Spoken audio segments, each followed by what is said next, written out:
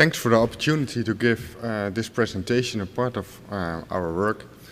And I'm Evert van der Broek, and I work at the pathology department of the VU University Medical Center in Amsterdam in the Netherlands.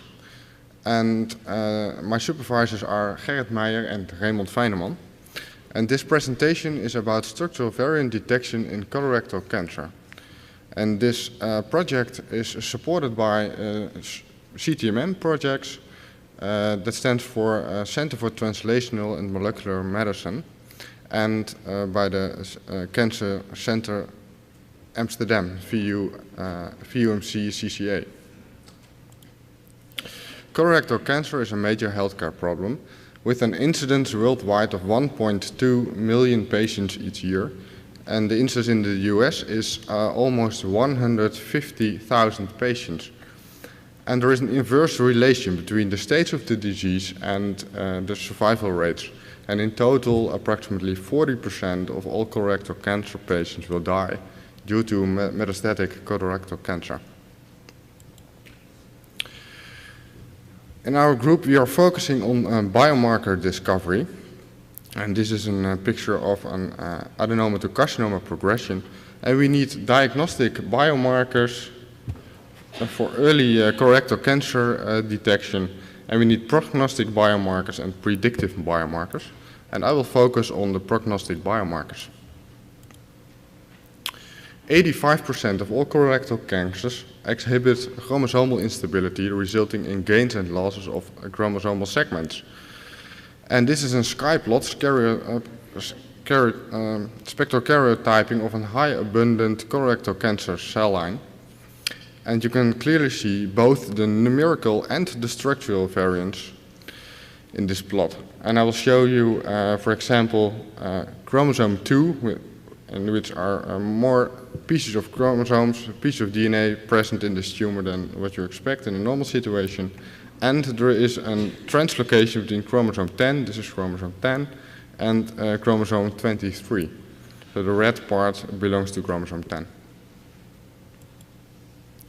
Cairo and Cairo 2 studies were performed in the Netherlands, or phase 3 clinical studies in the Netherlands, and in total 1,575 patients were included. And this study was focusing on chemotherapy in metastatic colorectal cancer. And the Cairo study is published in The Lancet, and the Cairo 2 study is published in the New England Journal of Medicine. And from this patient cohort, we have DNA from 356 patients. It is a representative group, and the DNA is derived from the primary tumor and the matched normal tissue, and the DNA is isolated from FFPE material. This whole set of 356 DNA samples was performed on an Agilent 180K CGH array, a comparative genomic hybridization.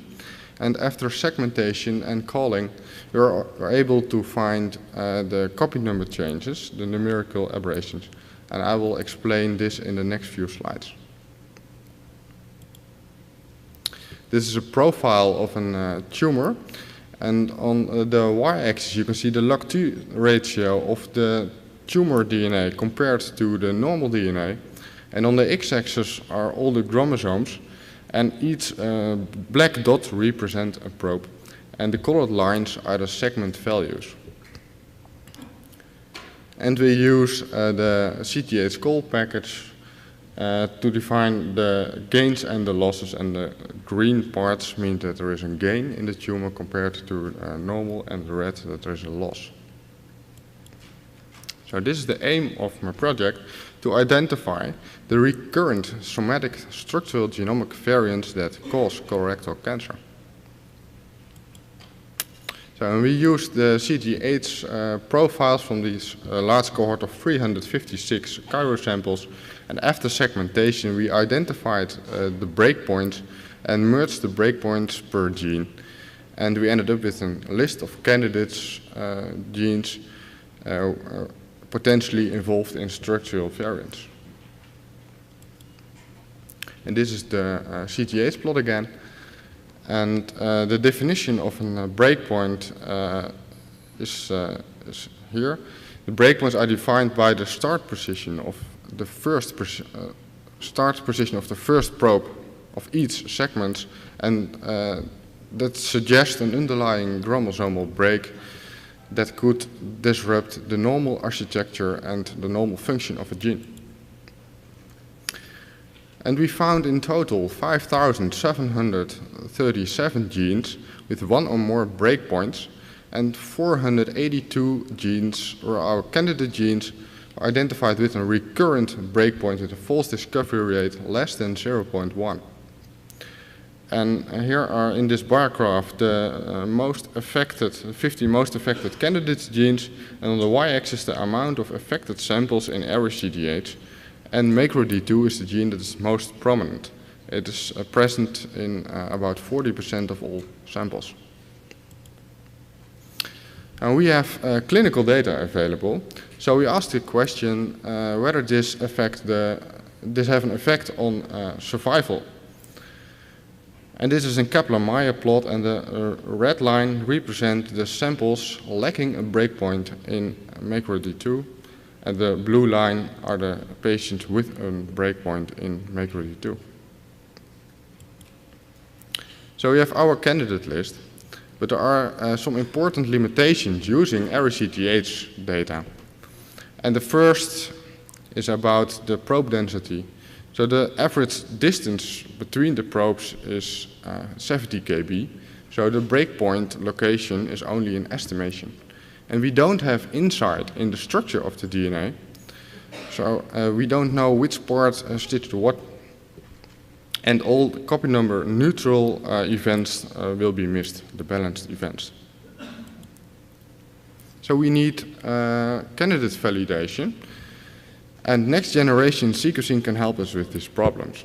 We used the Cancer Genome Atlas colorectal cancer cell lines of samples, which are sequenced whole genome sequencing, parent sequencing, and we only used the tumor normal sets. And we developed our own algorithm, in-depth algorithm, for structural variant detection, which is candidate driven. And we selected genes lacking a breakpoint as a negative control.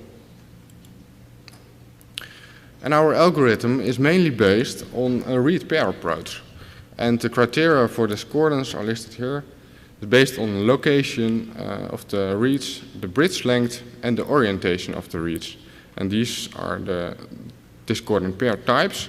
Translocation, when the mate reads are aligned on different chromosomes, and an insertion and a deletion based on the bridge length, and an inversion and an eversion based on the orientation of the reads, and a single map read could indicate that there is a breakpoint.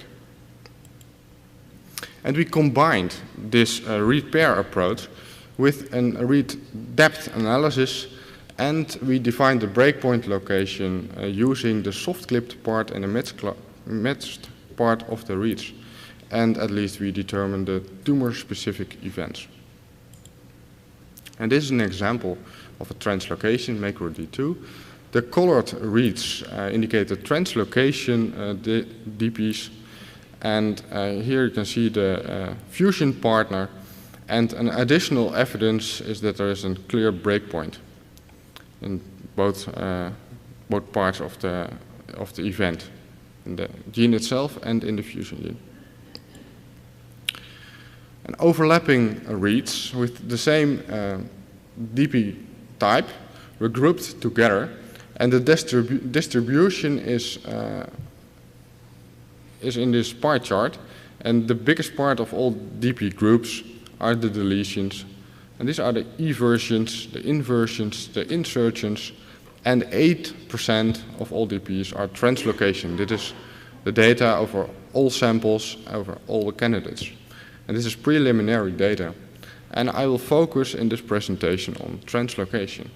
And we found in our candidate genes a 5-fold higher number of translocation DP groups compared to our control genes.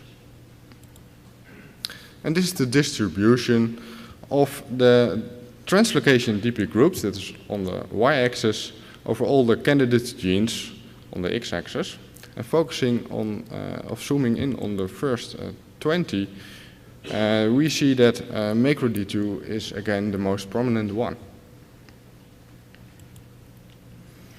And we plot these data together in this plot.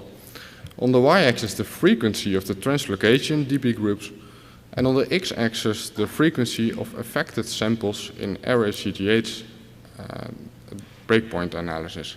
And macro-D2 is on the upper right part of this graph, and there are some genes that correlate very nicely, and there are other clouds, and that is work in progress, so we want to know what these candidates are.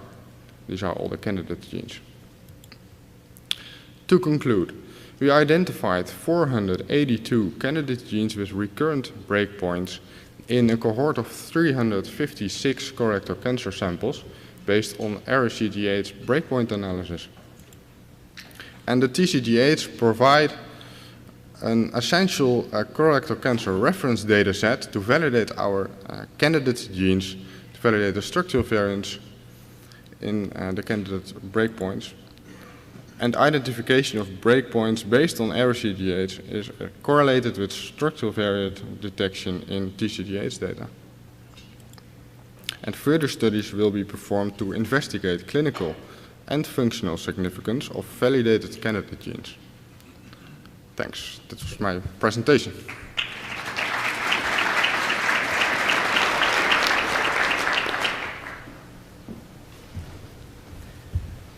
And on time besides. Questions? Yes. Yes, this is Angela from Harvard. My first question is, did you use the low-pass whole genome samples for your validation? And second, can you comment on the presence of how many TCF fusions you found by your method? Because we found them in the marker paper, and also the Meyerson group previously published TCF7 fusions. We are digging in the data at this moment, and we used indeed the low coverage samples, and the most challenging part of using the low coverage data is the statistical analysis.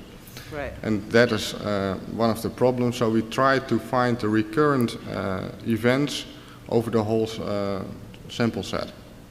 So that is what we try to do. And we have our candidate list based on breakpoint analysis. So we can be very sensitive in our computational methods. And we didn't find the fusion gene you mentioned.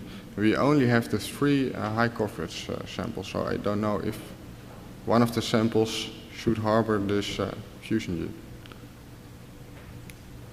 Last quick question, Roel, and quick answer. Hi, I thought it was a great talk. I wondered if you had looked at the RNA-seq data from these TCGA colorectal samples to see the effect on transcripts? Yes, that is the next step. So we haven't done that at this moment, but we will do that. Yeah. Okay. Thanks. That's an excellent example of how we hope increasingly the TCGA data will be used in the context of other sorts of studies, including ones which are designed for clinical answers to clinical questions.